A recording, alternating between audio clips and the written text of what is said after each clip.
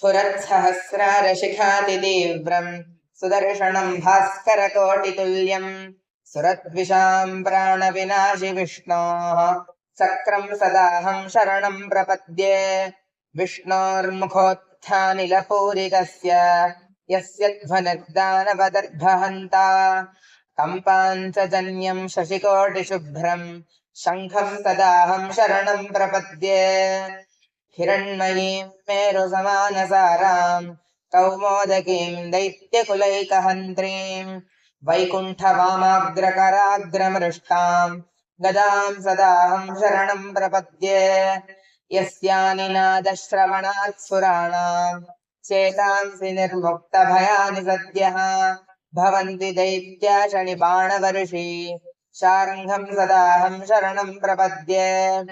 रक्षोऽसुराणाम् कठिनोऽग्रकण्ठ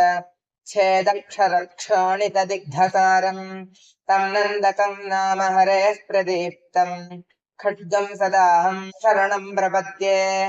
इमम् हरेः पञ्चमहायुधानाम् स्तवम् पठेद्यो निदिनम् प्रभाते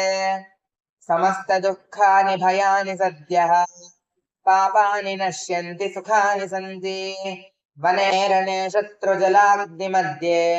यद्यच्छयापत्सु महाभयेषु पठेद्विदम् स्तोत्रमनाकुलात्मा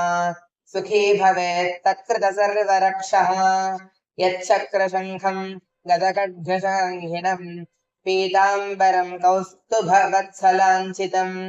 श्रिया समेतोज्ज्वलशोभिताङ्गम् विष्णुम् सदाहम् शरणम् प्रपद्ये जले रक्षतु वाराहः स्थले रक्षतु वामनः अठव्यम् नारसिंहम् च सर्वतः पातु केशवः इति पञ्चायुधस्तोत्रम्।